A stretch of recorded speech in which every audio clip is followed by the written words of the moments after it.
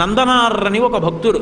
ఒకప్పుడు ఆయనకి చిదంబరం వెళ్లి నటరాజస్వామి దర్శనం చెయ్యాలి అనిపించింది. యజమాని దగ్గరికి వెళ్ళి అడిగాడు చీకటి పడుతుండగా, అయ్యా రేపు చిదంబరం వెళ్లాలనుంది, నటరాజస్వామి దర్శనం చెయ్యాలనుంది, నేను వెళతాను, నాకు అనుమతి ఇవ్వండి అని అడిగాడు. ఆయన మహా ఐశ్వర్యవంతుడు, మంచి మదోన్మత్తుడై ఉన్నాడు. ఎందుకు పంపించాలి పాలేరుని, వీడితో పని చేయించాలి తప్పనుకున్నాడు. తప్పకుండా వెళ్ళు, ఆ ఒక్క మాటే వినపడింది నందనార్కి. సంతోషపడిపోయాడు. ఆయన అన్నాడు, ఇవాళ రాత్రి మనకున్నటువంటి 500 ఎకరాల పొలాన్ని నాగలి పట్టి దున్ని, విత్తనాలు చల్లి, పంట పండించేయి, కోత కోసేయి, గడ్డి తీసుకెళ్లి వాము వేసేయి, ధాన్యాన్ని అంతటినీ కూడా దులిపేయి, ధాన్యాన్ని బస్తాలకెత్తేయి, ధాన్యాగారాలకి తీసుకురా, అంతా కూడా శుభ్రంగా సంరక్షణ చేయి, పంట పొలంలో మళ్ళీ ఎక్కడా ఒక్క గడ్డి పరక లేకుండా తీసేయి, చిదంబరం వెళ్ళిపో అన్నాడు. ఆయనకి ఇవన్నీ వినపడలేదు, ముందు వెళ్ళిపో అన్న మాట వినపడింది. సంతోషపడిపోయాడు. తర్వాత ఇవన్నీ వినపడ్డాయి. అలాగే అన్నాడు, వెళ్ళిపో అన్నాడు కదా అన్న సంతోషంలో గబగబా పొలానికి పరిగెత్తుకొచ్చాడు. కటిక చీకటి, రాత్రి 7-8 అవుతోంది. తెల్లవారేటప్పటికి చిదంబరం వెళ్ళాలని కోరిక. రాత్రంతా నడిస్తే కానీ చిదంబరం వెళ్ళలేడు. అవుతుందా?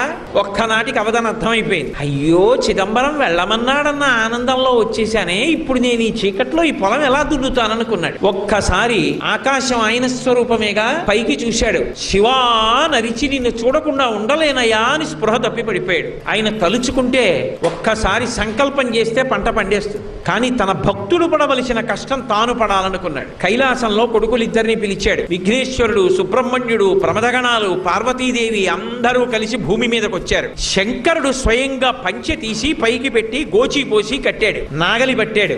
ఆయన తలుచుకుంటే ఎంతసేపు భూమి దున్నేశాడు. పార్వతీదేవి విత్తనాలు దల్లింది. విఘ్నేశ్వరుడు కలుపు తీశాడు. సుబ్రహ్మణ్యుడు కోత కోశాడు. పంట అంతా పండేసింది, తీసుకెళ్లి గాదెలో పోసేశారు. గడ్డివాం వేసేశారు. తెల్లవారుతోంది, ఇంకా 2 అవుతోంది. నందుణ్ణి లేపాడు. నందనార్ చిదంబరం వెళ్ళన్నాడు. ఎలా వెళ్ళను, ఎలా పంట అన్నాడు. పండేసింది చేర్చేశామన్నాడు. నీ యజమానికి చెప్పి వెళ్ళిపో అన్నాడు. గబగబా పరిగెత్తుకుంటూ యజమాని దగ్గరికి వెళ్ళాడు. నువ్వు చెప్పినట్టు పంట పండించానన్నాడు. తెల్లబోయాడు జమీందారు. లేచి వచ్చి చూశాడు, గాదెలో పంట ఉంది, గడ్డివా ఉంది, అన్నీ ఉన్నాయి. అర్థమైంది శివానుగ్రహం అంటే ఏమిటో.